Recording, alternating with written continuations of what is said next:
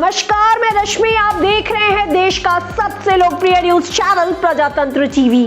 क्या फॉर्मूले से होगी उत्तर प्रदेश में फतेह? सपा के अध्यक्ष अखिलेश यादव का चुनाव 2022 के लिए ओबीसी वाले फॉर्मूले पर बड़ा जोर है। आज उन्होंने बीएसपी से निकाले गए 2 बड़े ओबीसी नेताओं को अपनी पार्टी में शामिल कर लिया। यूपी में पिछले 3 चुनाव किसी न किसी फॉर्मूले पर लड़े गए और जीते गए, तो क्या इस बार भी फॉर्मूला वाली पॉलिटिक्स देखने को मिलेगी? आज इसी रिपोर्ट को लेकर आपके सामने आई हूं। यूपी के अम्बेडकर नगर में अखिलेश यादव ने बीएसपी से निलंबित 2 बड़े नेताओं को अपनी साइकिल पर बिठा लिया है। ये नेता हैं बीएसपी दल के नेता लालजी वर्मा और पूर्व मंत्री एवं विधायक रामअचल राजभर। लेकिन ये घटना सिर्फ इतनी ही नहीं है। लालजी वर्मा और रामअचल राजभर दोनों ही यूपी के ओबीसी चेहरा है। रामअचल राजभर जी का धन्यवाद और आभार प्रकट करना चाहता हूं, और साथ ही साथ लालजी वर्मा जी, ये तो हमारे साथ जब से जुड़े हैं, मैं ये कह सकता हूं कि अम्बेडकर नगर में और आसपास के क्षेत्र में अब बचने वाली नहीं है भारतीय जनता पार्टी।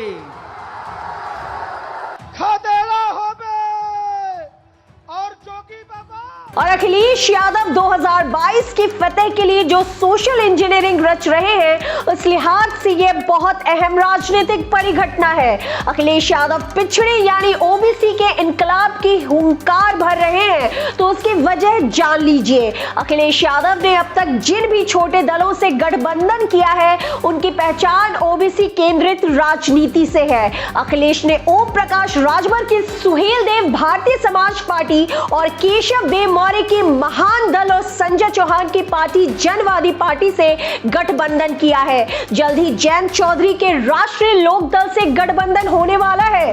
तो क्या अखिलेश यादव इस चुनाव में ओबीसी के फॉर्मूले के जरिए चुनावी फतेह का इरादा रख रहे हैं? अगर ऐसा है तो ये यूपी चुनाव चौथा ऐसा चुनाव होगा जहां फॉर्मूला पॉलिटिक्स चलेगी।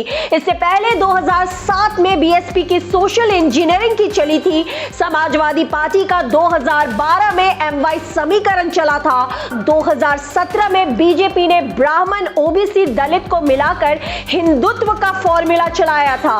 ओबीसी पर इसलिए भी जोर है क्योंकि अकेले यूपी में लगभग 40% आबादी ओबीसी की है। खुद बीजेपी ने केंद्रीय मंत्रिमंडल में जो फेरबदल किया, उसमें भी ओबीसी को ज्यादा जगह दी। तो क्या इस बार यूपी में ओबीसी दिलाएगा चुनावी फतेह? ये देखना दिलचस्प होगा।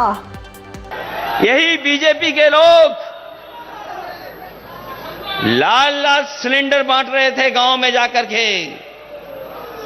उज्ज्वला योजना के नाम पर सिलेंडर दिए गरीबों को, हर गरीब को सिलेंडर दे दिया। सिलेंडर बांटे जा रहे थे। बताओ आज सिलेंडर की कीमत क्या है? जो उज्ज्वला योजना है, महंगाई के कारण उज्ज्वला योजना बन गई। और हमारे बाबा मुख्यमंत्री जी कभी कभी लाल रंग से घबराते हैं। हमारे बाबा मुख्यमंत्री जी लाल रंग से घबराते हैं। और जब से सिलेंडर की कीमत बढ़ी है, बनता हो जनता गुस्से में है कि नहीं है? और हमारे मुख्यमंत्री जी महंगाई कम करने के लिए हो सकता है सिलेंडर का नाम बदल दें या रंग बदल दें इसका। यही बीजेपी के लोगों ने कहा कि गरीब को हम हवाई जहाज में ले जाएंगे। चप्पल पहनने वाला हवाई जहाज में जा सकता है। पेट्रोल 100 के पार हो गया कि नहीं हो गया? पेट्रोल 100 से पार हो गया। अब आपकी मोटरसाइकिल भी नहीं चल सकती है, वो फैसले ले रही है सरकार। धान खड़ा है खेतों में, सरकार कह रही थी आय दोगुनी कर देंगे, लेकिन बताओ धान की आय कितनी हो रही है? कोई खरीदने वाला नहीं, कोई पूछने वाला नहीं।